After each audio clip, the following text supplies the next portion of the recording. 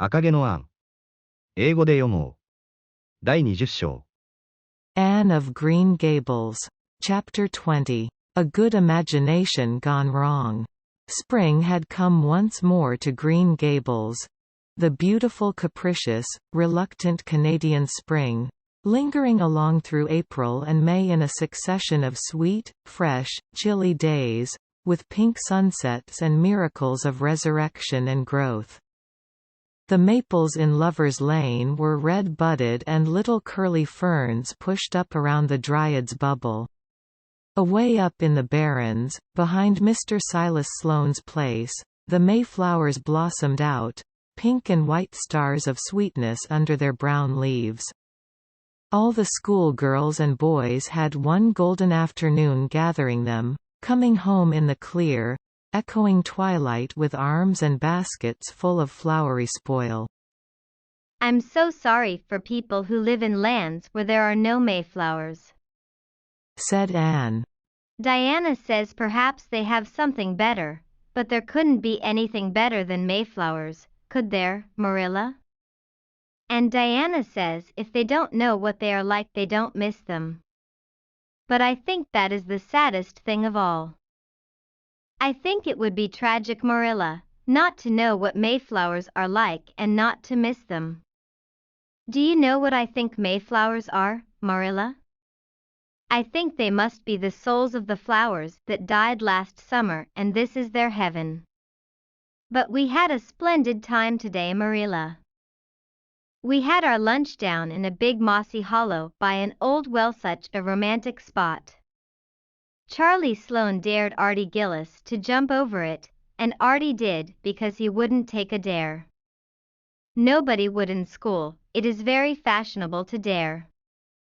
Mr. Phillips gave all the mayflowers he found to Prissy Andrews and I heard him to say sweets to the sweet. He got that out of a book, I know, but it shows he has some imagination. I was offered some mayflowers too, but I rejected them with scorn. I can't tell you the person's name because I have vowed never to let it cross my lips. We made wreaths of the mayflowers and put them on our hats, and when the time came to go home we marched in procession down the road, 2 by 2, with our bouquets and wreaths, singing My Home on the Hill. Oh, it was so thrilling, Marilla. All Mr. Silas Sloane's folks rushed out to see us and everybody we met on the road stopped and stared after us. We made a real sensation. Not much wonder. Such silly doings, was Marilla's response. After the mayflowers came the violets, and Violet Vale was empurpled with them. Anne walked through it on her way to school with reverent steps and worshipping eyes, as if she trod on holy ground. Somehow, she told Diana, when I'm going through here I don't really care whether anybody gets ahead of me in class or not. But when I'm up in school it's all different and I care as much as ever. There's such a lot of different Annes in me. I sometimes think that is why I'm such a troublesome person. If I was just the one and it would be ever so much more comfortable, but then it wouldn't be half so interesting. One June evening, when the orchards were pink-blossomed again, when the frogs were singing silverly sweet in the marshes about the head of the lake of shining waters, and the air was full of the savor of clover fields and balsamic fir woods, Anne was sitting by her gable window. She had been studying her lessons, but it had grown too dark to see the book, so she had fallen into wide-eyed reverie, looking out past the boughs of the Snow Queen, once more bestarred with its tufts of blossom.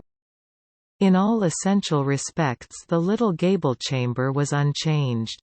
The walls were as white, the pincushion as hard, the chairs as stiffly and yellowly upright as ever. Yet the whole character of the room was altered. It was full of a new vital, pulsing personality that seemed to pervade it and to be quite independent of schoolgirl books and dresses and ribbons, and even of the cracked blue jug full of apple blossoms on the table. It was as if all the dreams, sleeping and waking, of its vivid occupant had taken a visible although unmaterial form and had tapestried the bare room with splendid filmy tissues of rainbow and moonshine. Presently Marilla came briskly in with some of Anne's freshly ironed school aprons. She hung them over a chair and sat down with a short sigh. She had had one of her headaches that afternoon, and although the pain had gone she felt weak and «tuckered out», as she expressed it. Anne looked at her with eyes limpid with sympathy. "I do truly wish I could have had the headache in your place, Marilla. I would have endured it joyfully for your sake." "I guess you did your part in attending to the work and letting me rest," said Marilla. "You seem to have got on fairly well and made fewer mistakes than usual. Of course it wasn't exactly necessary to starch Matthew's handkerchiefs. And most people when they put a pie in the oven to warm up for dinner take it out and eat it when it gets hot instead of leaving it to be burned to a crisp. But that doesn't seem to be your way evidently." Headaches always left Marilla somewhat sarcastic. "Oh, I'm so sorry," said Anne penitently. "I never thought about that pie from the moment I put it in the oven till now, although I felt instinctively that there was something missing on the dinner table. I was firmly resolved, when you left me in charge this morning, not to imagine anything, but keep my thoughts on facts. I did pretty well until I put the pie in, and then an irresistible temptation came to me to imagine I was an enchanted princess shut up in a lonely tower with a handsome knight riding to my rescue on a coal-black steed. So that is how I came to forget the pie. I didn't know I starched the handkerchiefs. All the time I was ironing I was trying to think of a name for a new island Diana and I have discovered up the brook. It's the most ravishing spot, Marilla. There are 2 maple trees on it, and the brook flows right around it. At last it struck me that it would be splendid to call it Victoria Island because we found it on the Queen's birthday. Both Diana and I are very loyal. But I'm sorry about that pie and the handkerchiefs. I wanted to be extra good today because it's an anniversary. Do you remember what happened this day last year, Marilla?" "No, I can't think of anything special." "Oh, Marilla, it was the day I came to Green Gables. I shall never forget it. It was the turning point in my life. Of course it wouldn't seem so important to you. I've been here for a year and I've been so happy. Of course, I've had my troubles, but one can live down troubles. Are you sorry you kept me, Marilla?" "No, I can't say I'm sorry," said Marilla, who sometimes wondered how she could have lived before Anne came to Green Gables. "No, not exactly sorry. If you've finished your lessons, Anne, I want you to run over and ask Mrs. Barry if she'll lend me Diana's apron pattern." "Oh, it's too dark," cried Anne. "Too dark? Why, it's only twilight. And goodness knows you've gone over often enough after dark." "I'll go over early in the morning," said Anne eagerly. "I'll get up at sunrise and go over, Marilla." "What has got into your head now, Anne Shirley? I want that pattern to cut out your new apron this evening. Go at once and be smart too." "I'll have to go around by the road then," said Anne, taking up her hat reluctantly. "Go by the road and waste half an hour. I'd like to catch you." "I can't go through the haunted wood, Marilla," cried Anne desperately. Marilla stared. "The haunted wood? Are you crazy? What under the canopy is the haunted wood?" "The spruce wood over the brook," said Anne in a whisper. "Fiddlesticks! There is no such thing as a haunted wood anywhere. Who has been telling you such stuff? Nobody, confessed Anne. Diana and I just imagined the wood was haunted. All the places around here are so commonplace. We just got this up for our own amusement. We began it in April. A haunted wood is so very romantic, Marilla. We chose the spruce grove because it's so gloomy. Oh, we have imagined the most harrowing things.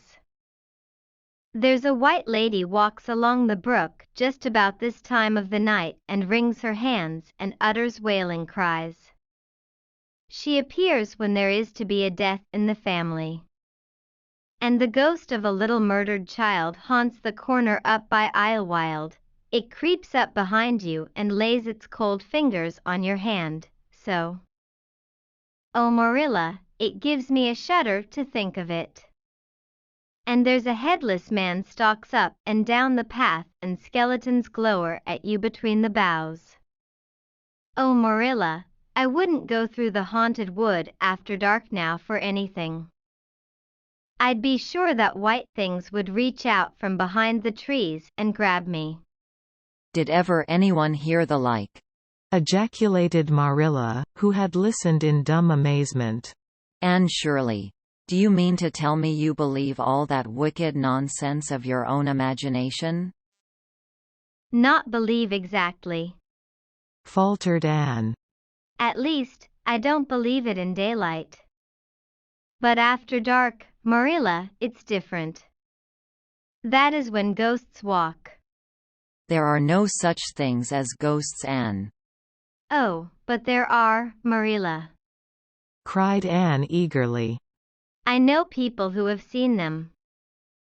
And they are respectable people.